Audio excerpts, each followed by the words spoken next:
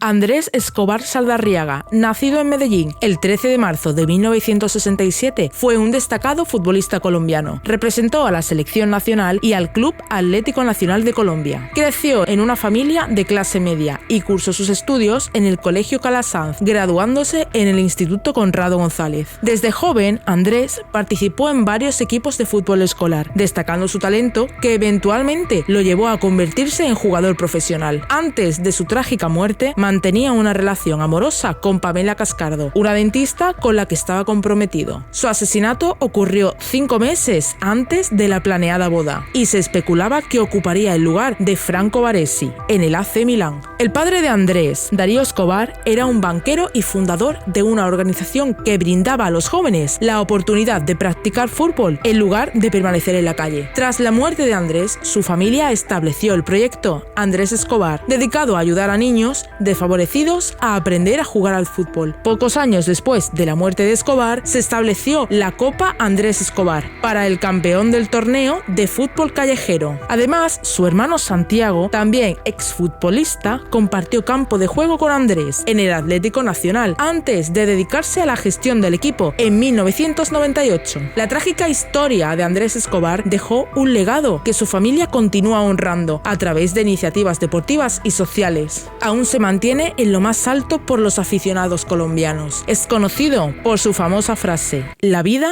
no termina aquí". Trayectoria deportiva. Escobar fue defensa durante toda su vida. Debutó con la camiseta verdolaga el 31 de agosto de 1986 ante Unión Magdalena como visitante a la edad de 19 años. Su primer partido como titular fue ante Cúcuta Deportivo el 22 de marzo de 1987, con resultado 2-0. Su dorsal fue el número 2 y era conocido por el apodo del Caballero del Fútbol, por su temperamento pacífico en las canchas, y el inmortal número 2. En su carrera, jugó para el club colombiano Atlético Nacional y el equipo suizo Young Boys, solo en el primer semestre de 1990, donde jugó 8 partidos sin anotar goles. Contribuyó al equipo colombiano a ganar la Copa Libertadores en 1989, consiguió con este equipo los campeonatos de fútbol colombiano de 1991 y 1994. También los subcampeonatos de 1988, 1990 y 1992. Con la selección colombiana debutó el 30 de marzo de 1988 ante Canadá en el Estadio Centenario de Armenia. Días más tarde, marca su único gol con la tricolor ante Inglaterra en el Estadio Wembley. Participó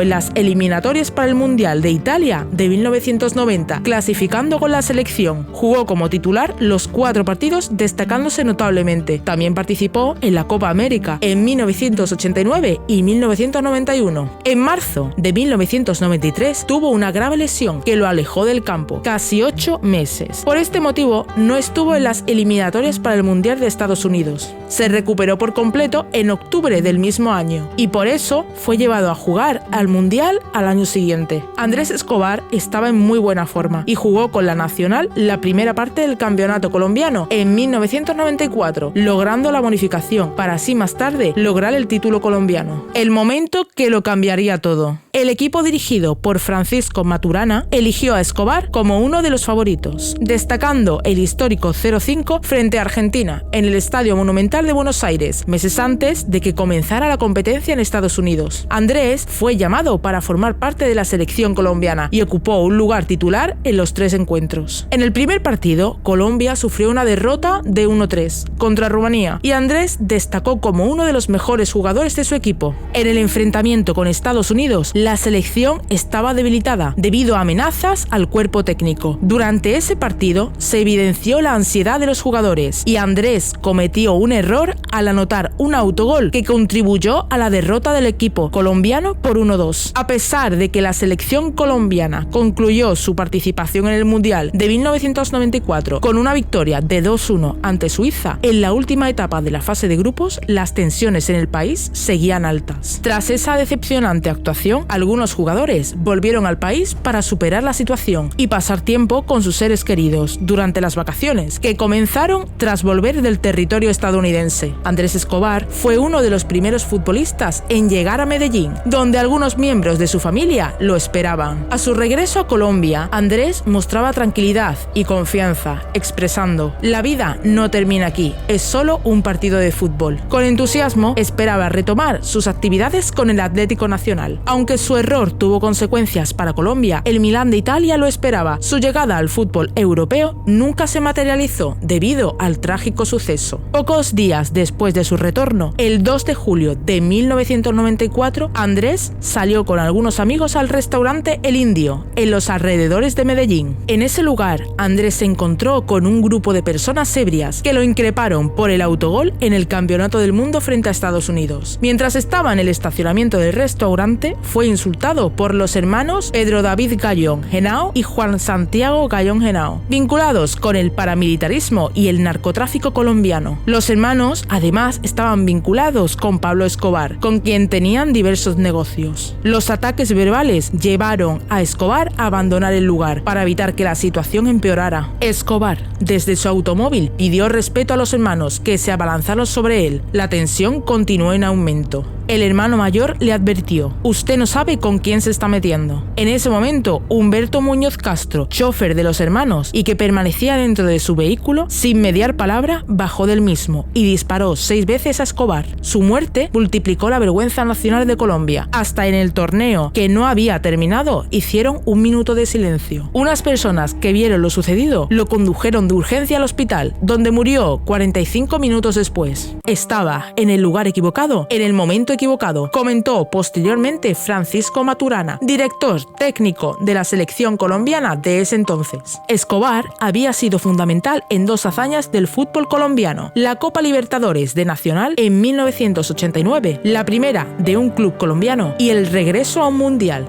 el de Italia 90, después de 28 años. En los días posteriores a la muerte del jugador, sus compañeros de equipo, temiendo correr la misma suerte, estuvieron fuertemente escoltados por fuerzas del orden público. Al funeral, realizado en el cementerio Campos de Paz del jugador, asistieron cerca de 120.000 personas, entre ellas el presidente de Colombia de aquel entonces, César Gaviria. La policía, víctima de múltiples ataques en medio de la ola de violencia que se vivió en la década de los 80 y principios de los 90, dio con el agresor tras una serie de interrogatorios. Confesó el crimen, pero dijo no saber a quién mataba. Según su versión, no sabía que su víctima era el futbolista Andrés Escobar, cosa que no tiene mucho sentido cuando sus jefes estaban increpando al jugador por el autogol delante de él. Investigaciones posteriores vincularon al homicidio con mafias dedicadas a las apuestas deportivas. Aunque el vínculo no pudo ser comprobado judicialmente, supuestamente habían causado grandes pérdidas monetarias a varios poderosos narcotraficantes. Esto llevó a pensar a algunos que Escobar fue ejecutado a sueldo por Muñoz Castro, aunque nunca se demostró. Muchos, incluyendo amigos, compañeros de equipo y el ex entrenador Francisco Maturana, creen que su muerte tenía más que ver con el clima de alta tensión dentro de Colombia en aquel entonces, y que el autogol jugó solo un papel secundario. Se ha señalado como principal móvil del crimen contra el futbolista la agresión verbal y posterior discusión por el autogol que sostuvo con los hermanos Gallón Henao y la ira de Muñoz Castro. Estos, en última instancia, buscaron ocultar toda prueba e indicio que los incriminara con este hecho, e incluso encubrieron a Humberto Muñoz Castro, su chofer y autor material del homicidio. El autor del asesinato fue condenado a 43 años de prisión, aunque la pena posteriormente, con la entrada en vigencia del nuevo Código Penal de Colombia en 2001, fue rebajada a 23 años. El 5 de octubre de 2005, el homicida se acogió a un beneficio extracarcelario que le permitió salir de prisión. Esta decisión judicial fue fuertemente criticada por diversos sectores de la sociedad, periodistas y organizaciones. Humberto Muñoz Castro fue recluido en la cárcel Modelo de Bogotá, aunque su pena fue reducida a 11 años. Un juez de ejecución de penas de Medellín ordenó su libertad condicional, aunque ya gozaba de la llamada libertad extramuros, que le permitía salir de día y regresar a dormir en la cárcel. Los hermanos Gallón, a quienes siempre se les relacionó con el crimen, solo fueron condenados por encubrimiento y recibieron una sentencia de 15 meses de prisión, pero solo estuvieron tras las rejas menos de 3 meses, además de pagar $1 millón colombianos como fianza para ser liberados. El canal de televisión ESPN Deportes realizó un documental en 2010 donde describió, por medio de testimonios, los vínculos que hubo a finales de los años 70 y en las décadas de los 80 y los 90 entre los equipos de fútbol profesional colombiano y narcotraficantes de los cárteles de Medellín y Cali. Después de que Humberto Muñoz Castro quedara en libertad, Darío Escobar, padre de Andrés, no dudó en expresar su malestar sobre la decisión judicial. Francamente, creo que en Colombia no hay justicia. La justicia colombiana para mí es un engaño, pues engaña al pueblo y a la familia, diciéndole que fue condenado a 43 años de cárcel. Y ahora, este asesino es puesto en libertad. La maldición de la selección colombiana de 1994. La plantilla de 22 jugadores que compitió en el torneo estuvo marcada por escándalos, desgracias y trágicos destinos. Algunos piensan que es fruto de una maldición sobre el equipo, otros de casualidades y del entorno psicosocial de Colombia. Esta selección ha vivido episodios que van desde el trágico asesinato de Andrés Escobar hasta la muerte de Hernán Gaviria y Freddy Rincón. Otros jugadores, aunque evitaron la muerte, se vieron involucrados en situaciones complicadas, ya sea con prisión o vínculos con el narcotráfico. Algunos aún esperan conocer su destino judicial. Incluso el seleccionador de aquel equipo, Francisco Maturana, enfrentó señalamientos tras su fichaje por Costa Rica debido a irregularidades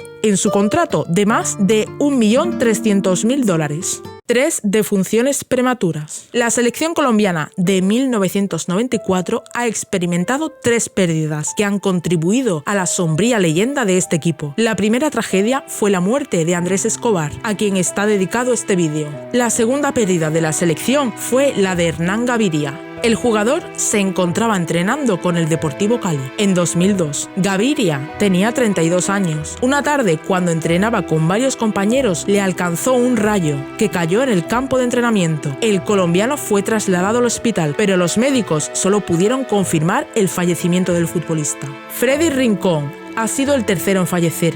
El exjugador del Real Madrid conducía su vehículo la madrugada del 13 de abril del 2022. Iba acompañado de 3 personas. En un momento dado, el vehículo del exfutbolista chocó contra un autobús de servicio público. Rincón sufrió un traumatismo cranoencefálico y fue operado de urgencia por su estado grave. La intervención duró casi 3 horas, pero el parte médico confirmó días después su pérdida a los 55 años. Vínculos con la droga. La selección de Colombia en aquel mundial también ha sufrido algún que otro episodio vinculado con el narcotráfico. El más reciente que se conoce es el de Anthony de Ávila, delantero que disputó ese torneo con 31 años. De Ávila fue detenido el pasado 2021 en Italia tras encontrarse con 2 hombres relacionados con el tráfico de drogas en el país. Antes, en 2001, ya había sido detenido por una situación similar. Esta última detención se dice que correspondía a sus actividades en 2004. Algunos medios aseguran que se relaciona con hombres de la camorra y encargados del narcotráfico tanto en Italia como en Países Bajos. En estos momentos está cumpliendo una condena de 12 años en una cárcel de Nápoles. Mauricio Serna, conocido como Chicho Serna, ha sido investigado por este tipo de relaciones. Serna llegó a sentarse en el banquillo en 2020 por presuntos delitos de lavado de dinero, un dinero procedente del narcotráfico, que incluso contaba con lazos con la familia de Pablo Escobar. Wilson Pérez, exdefensa de la selección, se vio en una situación similar.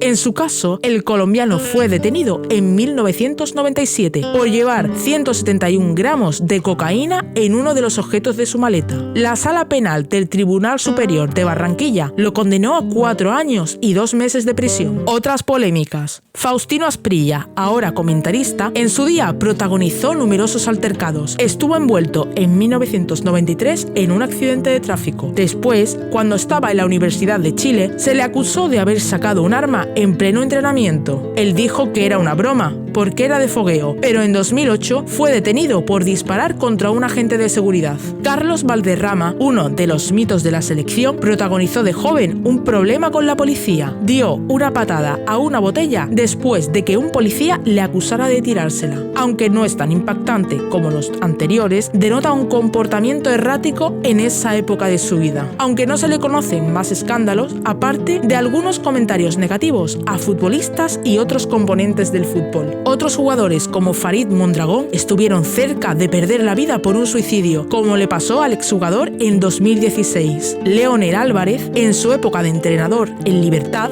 2019, fue cesado por supuestamente haber tenido relaciones con las parejas de dos de sus jugadores. Exjugadores como Harold Lozano pasaron a la historia por su pillería. Simuló el pitido del árbitro en un Real Madrid-Valladolid. Después de que los merengues se lo creyeran, su equipo logró marcar gol ante la sorpresa de los rivales. Incluso el seleccionador Francisco Maturana estuvo señalado porque su fichaje por Costa Rica en 1999 costó $1.380.000 hasta 2002. Ahora te toca a ti. ¿Llegaste a vivir el suceso? ¿Cómo se vivió en tu país? Déjamelo en los comentarios. Muchas gracias por verme.